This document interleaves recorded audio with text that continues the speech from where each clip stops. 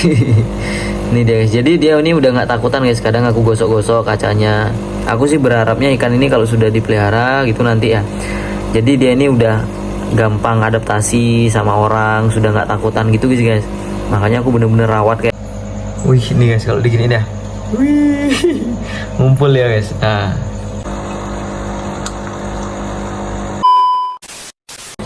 Nah oke guys, welcome back to my channel. Channel kita, channelnya kita semua. Nah,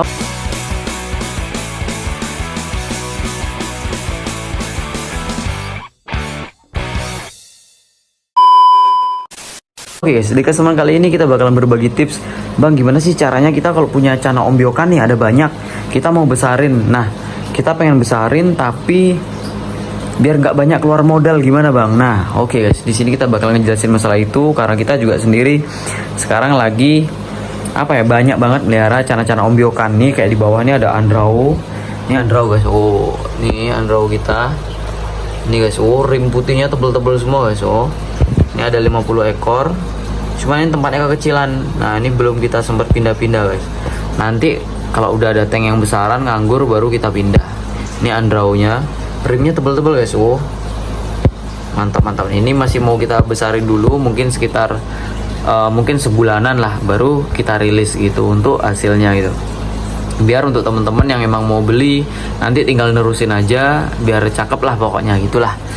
Aduh, terus di sini ada stewarti juga yang udah kita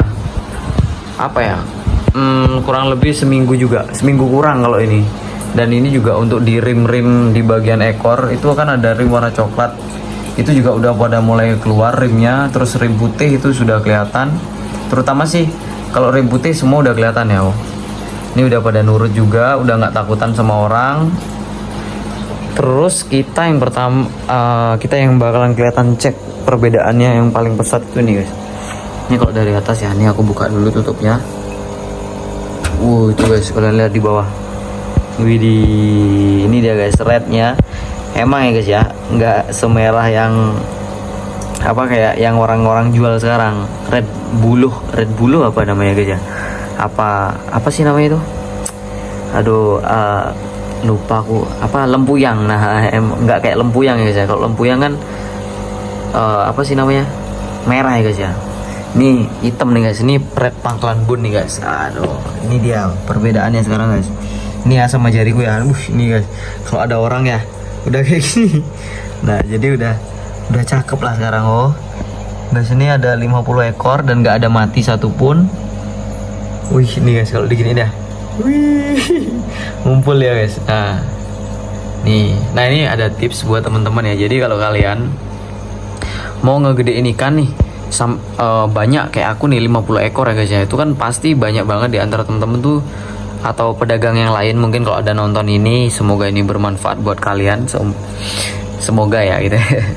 Nah, jadi gimana sih cara ngebesarin ikan segini bang? Tapi kan modalnya gede bang kalau ngebesarin ikan segini. Nah oke guys, kalau dari yang pertama ya guys ya, kalau kita mau besarin ikan, kalau aku pribadi, kalau ikan itu babyan apapun, kalau masih di bawah 5 cm atau 4 cm itu paling ngepres lah, itu nggak bisa guys. Jadi itu tetap ngeluarin modal banyak, karena kalau di bawah 5 cm, sekitar 3 cm atau 4 cm, itu dia masih harus maksimal pola makannya. Ini ngomongin pola makan dulu ya guys ya, sebelum yang lain-lainnya.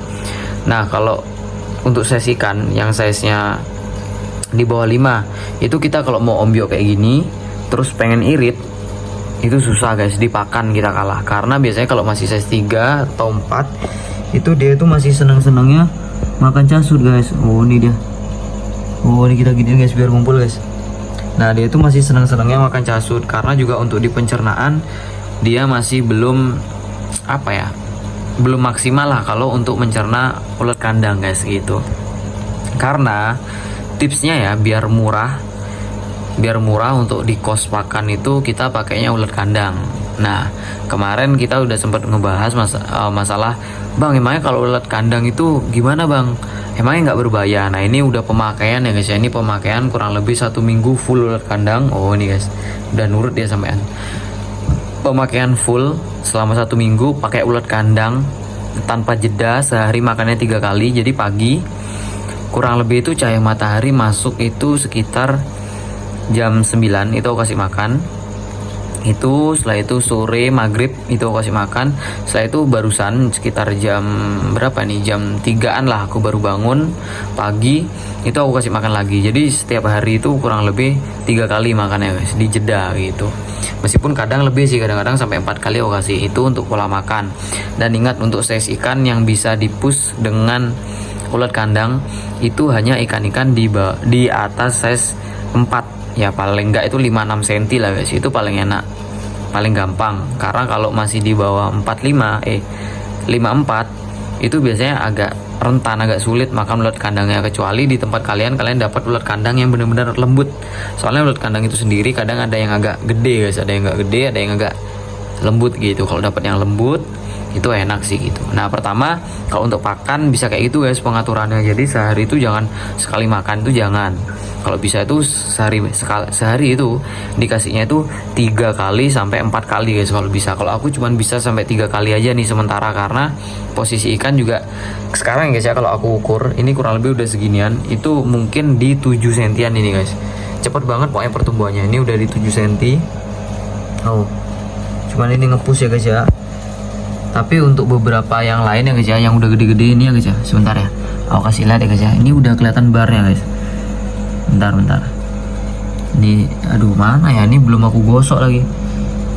Nah itu guys, jadi samar-samar udah kelihatan bar guys. Oh, tuh nggak kelihatan ya di HP. Jadi ini sebenarnya udah kelihatan bar guys. Sebentar ya. Oh, benar nih. Waduh susah banget, kelihatan hitam semua kalau di HP. Nah ini sebenarnya udah mulai kelihatan barnya guys, tipis-tipis gitu. Cuman belum kelihatan banget sih. Nah itu ada yang udah kelihatan tuh kelihatan. Tapi kalau di HP nggak kelihatan banget ya. Karena kalau langsung itu kelihatan banget guys barnya. Ini barnya juga udah mulai kelihatan. Ini kurang lebih dari 7 hari dari awal keep, sekarang sudah naik lah. Kalau 1 senti, 1,5 senti ini sudah naik. Karena kalau kita lihat ya posisi waktu ini, waktu dia baru datang itu kecil banget. Bahkan ini ya di tank segini.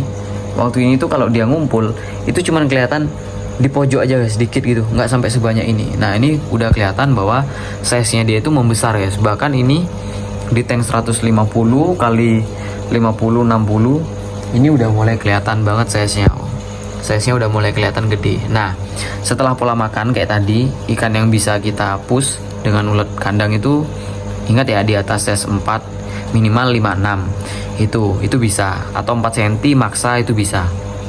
Untuk pola makan kalau bisa jangan sehari sekali atau sehari 2 kali, tapi di ekstra sehari 3 kali atau sehari 4 kali guys, itu bebas bisa. Kalau mau pakai ulat kandang silakan, monggo, itu murah guys, itu kuncinya, itu murah. Nah setelah itu tanknya guys, ukuran tank itu kalau bisa sebesar mungkin, seluas mungkin kayak ini guys. Ini untuk 50 ekor aja kita pakai tank 150. Ke belakangnya itu, ke sana itu 60. Nih kalau kita lihat dari atas ya. Nah itu ikan-ikannya guys. Itu dia. Ini ke belakangnya 60, tuh ke sana 150, tingginya ini 50. Cuman kita pakai air cuman 25 cm guys. Kenapa airnya cuma 25 cm? Nah kemarin kalau kalian ingat itu airnya cuma 20 cm guys. Karena ikannya masih kecil banget.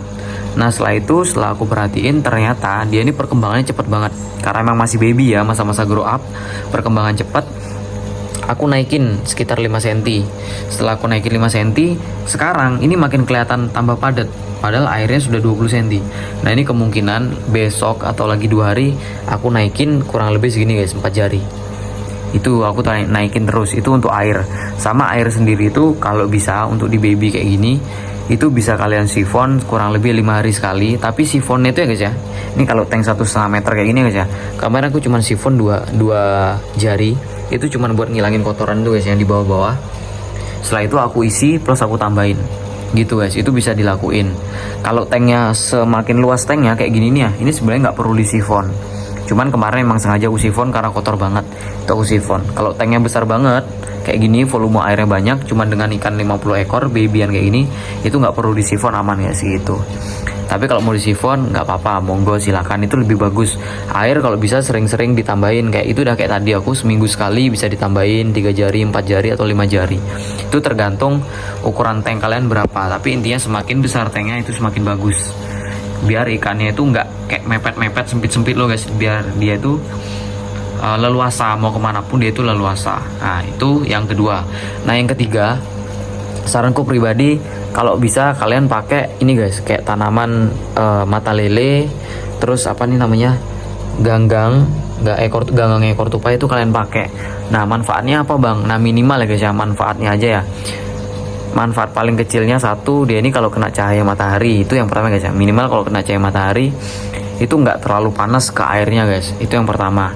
Terus yang kedua, untuk ganggang-ganggang ini sendiri itu menyerap nitrit dan nitrat gitu guys, jadi dia kayak simbiosis mutualisme gitu loh untuk air.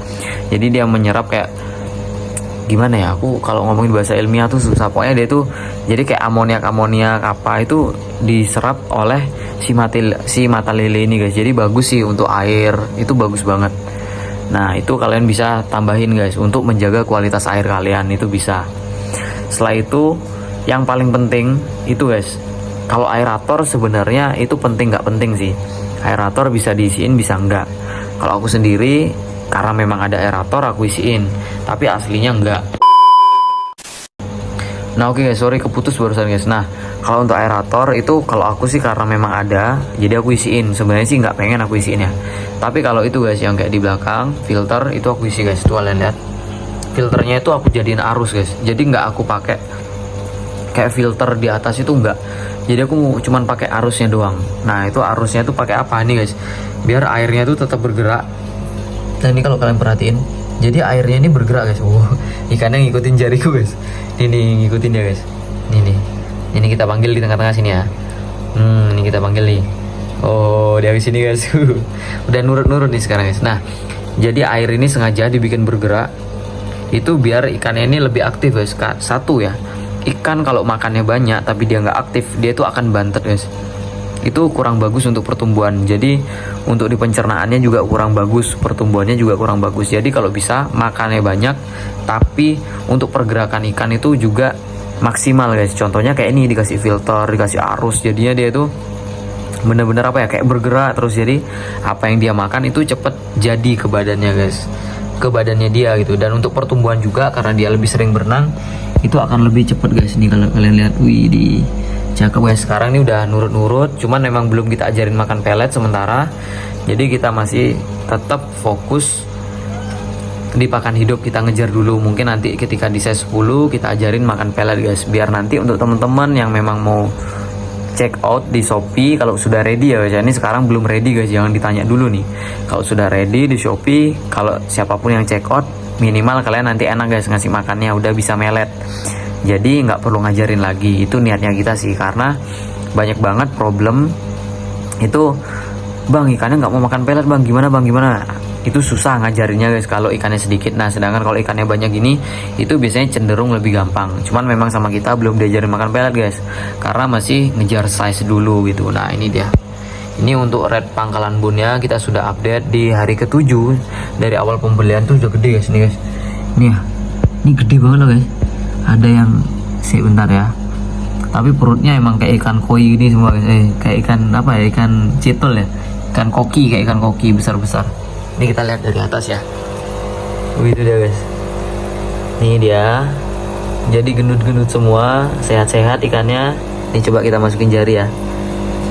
Wih, itu dia guys. Ini kita masukin jari. Ini dia guys. Jadi dia ini udah nggak takutan guys. Kadang aku gosok-gosok kacanya.